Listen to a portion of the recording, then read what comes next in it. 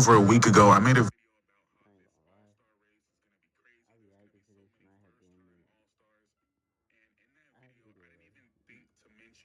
Murray. And I believe that's because in our minds, we kind of think of Jamal Murray as that best player to not make an all-star team, but he's playing at a different level this year, an all-star level.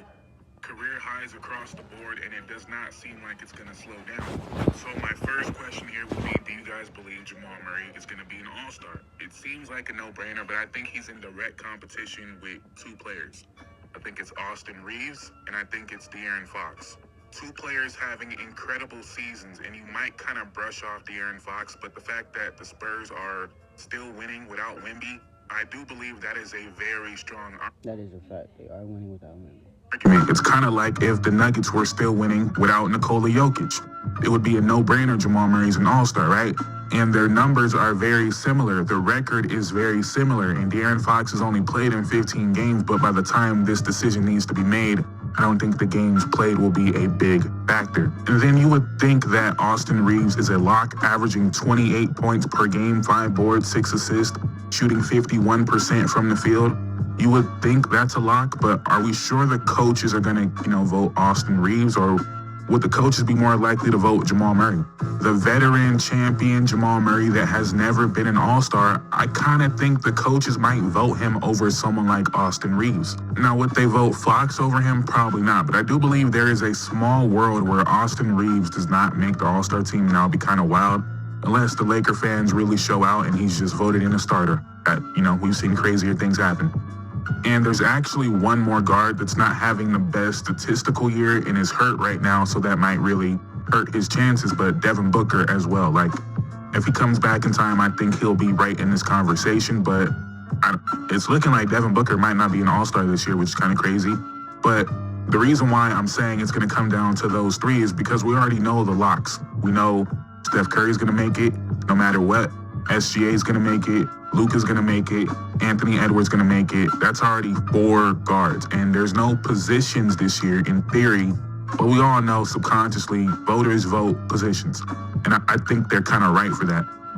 Even if they are all deserving, in your mind, it's kind of hard to vote for 8 guards. And if you would have asked me 2 weeks ago, I would have said someone like Denny was going to be a lock. Now at this point, with the way the Blazers are losing,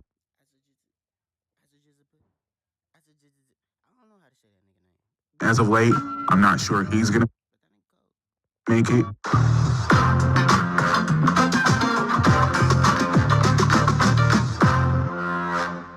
America was built by people trying to warn the future. Bro, drop a text next time.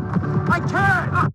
And I think he deserves to make it. It's just going to be a very, very interesting all-star selection. I think Jamal Murray will make it. I think coaches will make sure Jamal Murray makes it, and Jamal Murray deserves to make it. Now, the other conversation I want to have is it good for Jamal Murray to make it? I know I sound crazy, but hear me out. I think it's a good thing for him to make it if he's going to make it again, right? If he's going to be a multiple-time All-Star, I think that's great. I think it's even great if he wins another championship. But the reason why I'm saying this is because think about someone like Mike Conley and how many times we had the conversation like Mike Conley, best player to never be an All-Star. Now Mike Conley is kind of gonna be forgotten, right? He got that All-Star claim. No one's ever gonna say that again. And 10 years from now, no one's gonna be talking about, man, Mike Conley, if he really should have been an All-Star. Crazy, Mike Conley was never an All-Star. And obviously, it's not that serious, right? We're just having a fun little discussion, but it is real.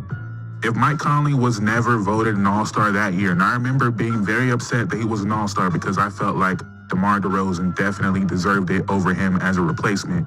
But with that being said, if Mike Conley never got that All-Star game, I do believe in a very strange way that adds to the legacy. You're one of one. You're the best to never be an All-Star. Again, I know it's stupid, but one-time All-Star, now you're just one of hundreds probably of one-time All-Stars. And I feel like it would be even more impactful for a Jamal Murray. Now, if he's a multiple-time champion, that's what he's going to be remembered for anyway. He's going to be remembered for being a champion. He's going to be remembered for being part of one of the greatest duos of all time. Whether you want to give him that or not, he's going to be remembered that way. So, again, it's all in fun. Nothing's too serious here. You might be saying, who cares about this? Who even talks about this? Well, I do. I'm the weirdo that cares about this because I made a video posted on July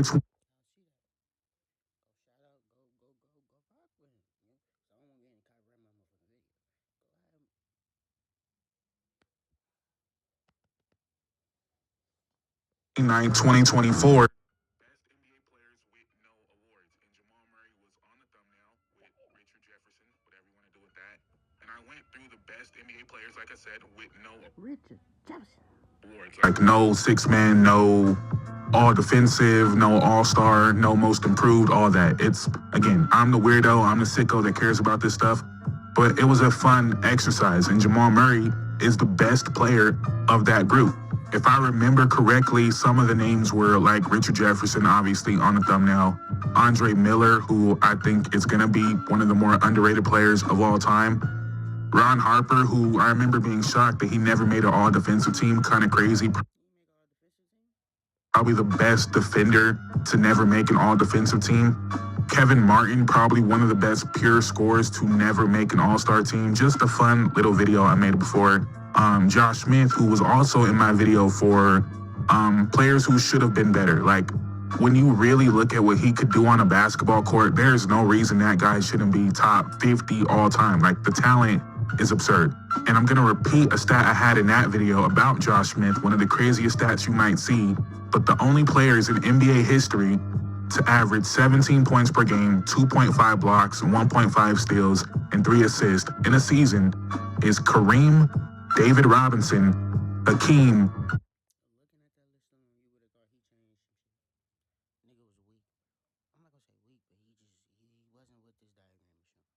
and Josh Smith. That's the list. Now, they started tracking blocks a little late, so maybe Wilt did it, maybe Bill Russell did it. And those guys scored a lot more than 17 points. But for a player that is capable of that, to never be an all-star and only make one all-defensive team is crazy, right? But I'm getting a little bit off topic here.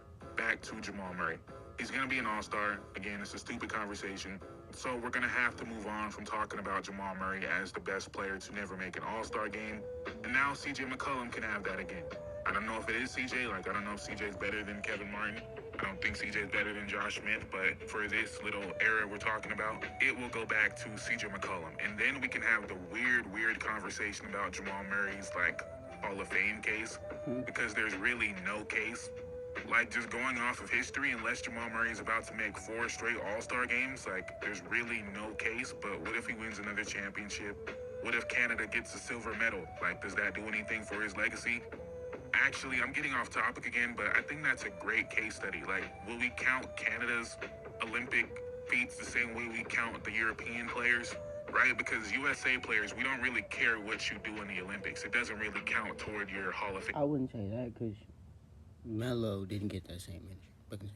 In case, and I understand that, but it is interesting, right? Like, what if Jamal Murray gets a gold medal? What if he's an NBA champion, 2-time All-Star, 1-time gold medalist? Does that get him in the Hall of Fame? Because that would get a Serbian player in the Hall of Fame. That would get a Spain player in the Hall of Fame. Like, I'm not trying to be xenophobic, right? But I think we all know that's a real thing. If an American-born player had the same resume as Marc Gasol, he's not in the Hall of Fame.